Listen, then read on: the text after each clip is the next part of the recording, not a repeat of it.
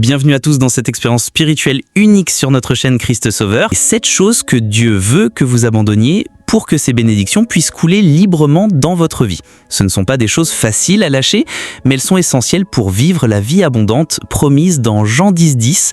Je suis venu afin qu'ils aient la vie et qu'ils l'aient en abondance.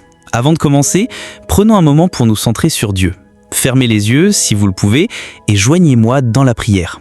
Seigneur, nous te remercions pour ce temps que nous passons ensemble dans ta présence. Ouvre nos cœurs, éclaire nos esprits et montre-nous ce que nous devons abandonner pour recevoir tes bénédictions. Parle-nous, guide-nous et transforme-nous aujourd'hui. Au nom de Jésus.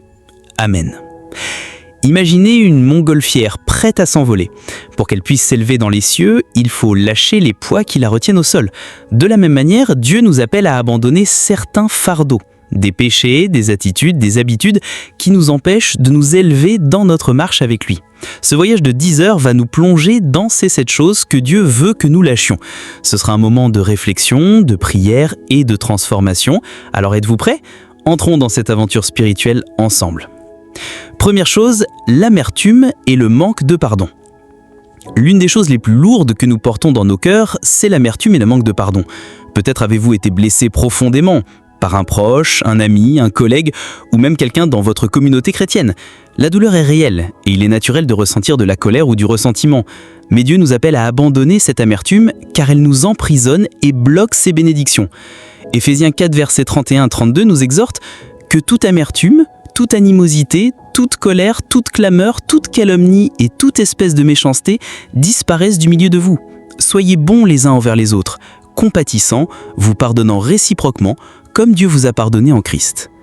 L'amertume, c'est comme une racine qui s'enfonce profondément dans votre cœur. Hébreux 12, verset 15 nous avertit « Veillez à ce que nul ne se prive de la grâce de Dieu, à ce qu'aucune racine d'amertume, produisant de l'irritation, ne pousse et ne cause de trouble. » Cette racine peut empoisonner non seulement votre relation avec Dieu, mais aussi vos relations avec les autres. Elle vole votre paix, votre joie et votre capacité à entendre la voix de Dieu. Pourquoi le pardon est-il si important ? Le pardon n'est pas une option dans la vie chrétienne, c'est un commandement.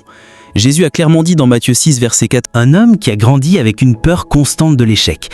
Il avait des rêves de lancer son propre ministère, mais chaque fois qu'il envisageait de faire un pas, la peur le paralysait. Et si je ne suis pas à la hauteur ? Et si personne ne me suit ?» Un jour, lors d'un culte, il a entendu un sermon sur Philippiens 4, 6-7. Ne vous inquiétez de rien, mais en toute chose, faites connaître vos besoins à Dieu par des prières et des supplications, avec des actions de grâce. Et la paix de Dieu, qui surpasse toute intelligence, gardera vos cœurs et vos pensées en Jésus-Christ. Samuel a décidé de faire un pas de foi. Il a commencé petit, en organisant un groupe de prière dans son quartier. Au fil du temps, Dieu a béni son obéissance, et son ministère a grandi au-delà de ce qu'il aurait pu imaginer. Samuel témoigne aujourd'hui que lâcher la peur lui a permis de voir la fidélité de Dieu. Les différentes formes de la peur. La peur prend de nombreuses formes dans nos vies. Voici quelques-unes que vous pourriez reconnaître. La peur de l'échec. Vous évitez de poursuivre vos rêves parce que vous craignez de ne pas réussir. La peur du rejet. Vous hésitez à partager votre foi ou à vous ouvrir aux autres par peur d'être jugé. La peur de l'avenir. Vous vous inquiétez de ce que demain apportera. Finances, santé, relations. La peur de perdre le contrôle. Vous voulez tout planifier et l'incertitude vous terrifie.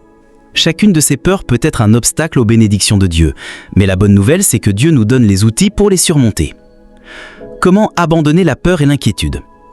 Voici des étapes pratiques pour lâcher la peur et marcher dans la foi. Méditez sur les promesses de Dieu. Ésaïe 41:10 est une encre puissante. Ne crains rien, car je suis avec toi. Ne promène pas de regards inquiets, car je suis ton Dieu. Écrivez cette promesse, affichez-la quelque part et lisez-la chaque fois que la peur frappera. Remplacez l'inquiétude par la prière. Philippiens 4, 6-7, que nous avons cité plus tôt, est une invitation à confier chaque souci à Dieu. Faites une liste de vos inquiétudes, puis priez pour chacune d'elles, en remerciant Dieu pour sa fidélité. Entourez-vous d'une communauté de foi.